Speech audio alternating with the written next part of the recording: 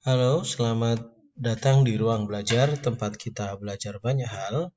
Kali ini dari topik metode penyusutan aset tetap di Microsoft Excel, kita jatuh di metode ketiga tentang Double Decline Balance atau DDB, yang di bahasa Indonesia dinamakan metode saldo menurun ganda.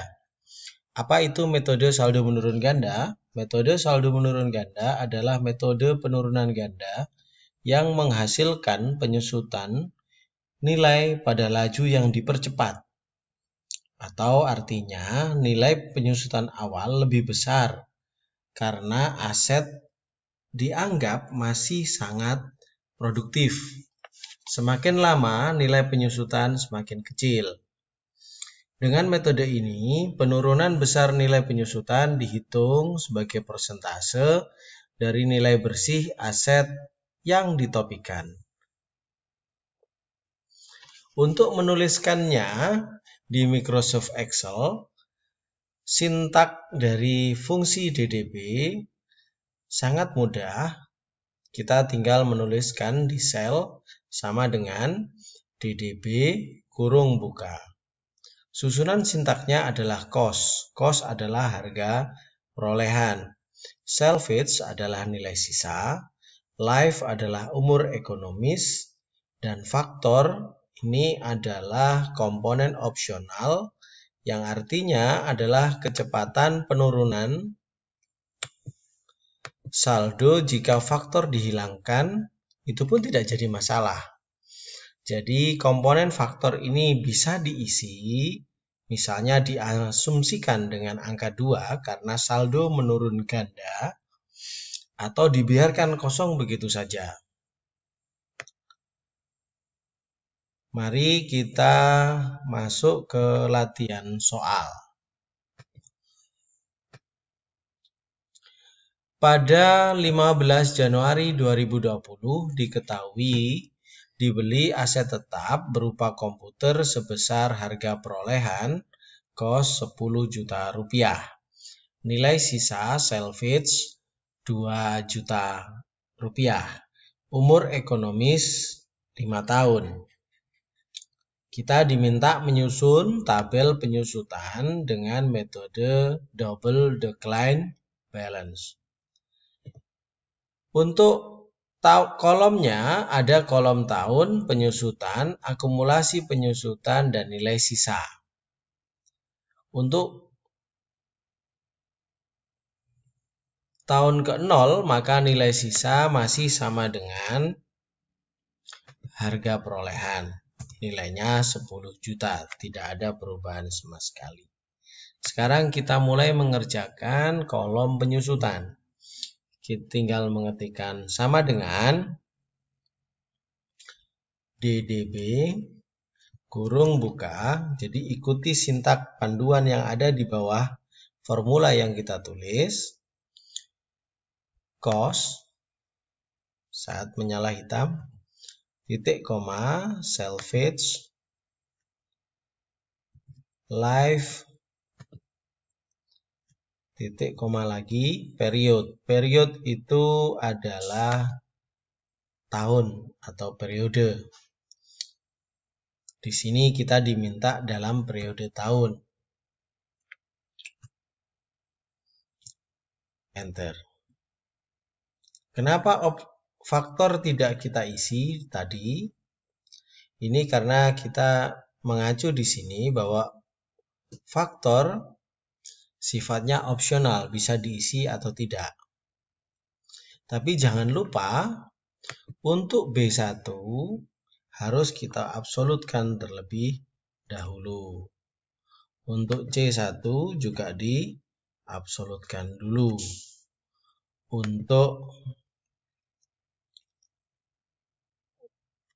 umur ekonomis kita absolutkan juga, kecuali untuk periode. Sudah. Untuk akumulasi penyusutan diperoleh dari, untuk kolom ini diperoleh dari penyusutan tahun sebelum dikurangi atau penyusutan tahun ke-0 dikurangi penyusutan tahun berjalan.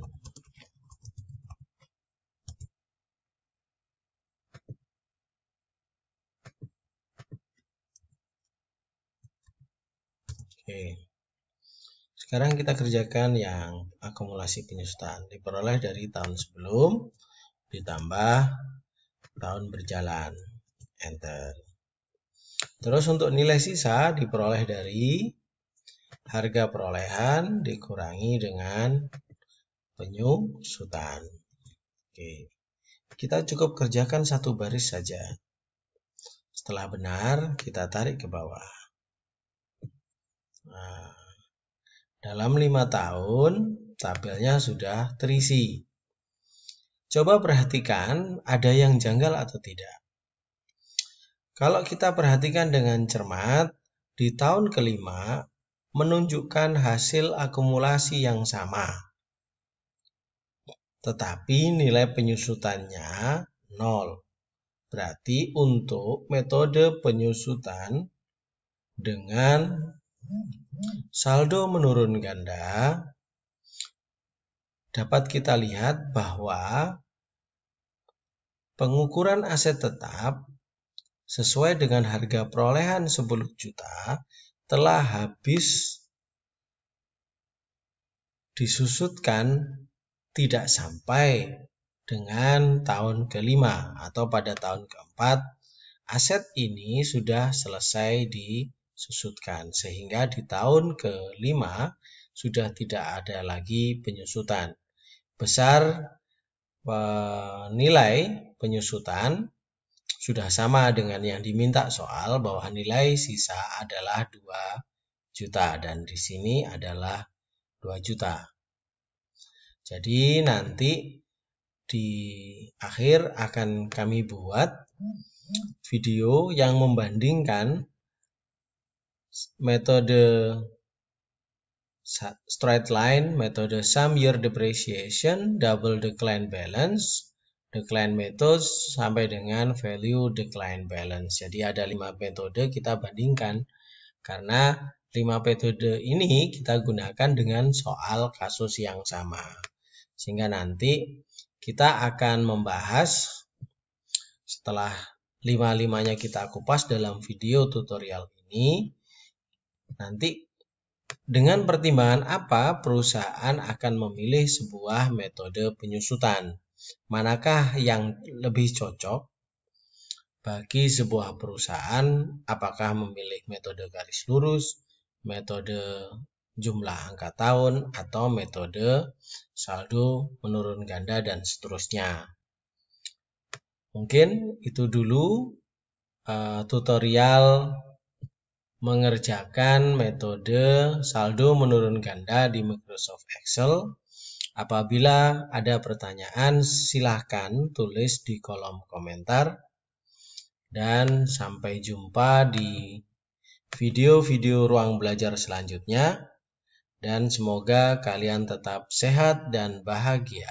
Terima kasih.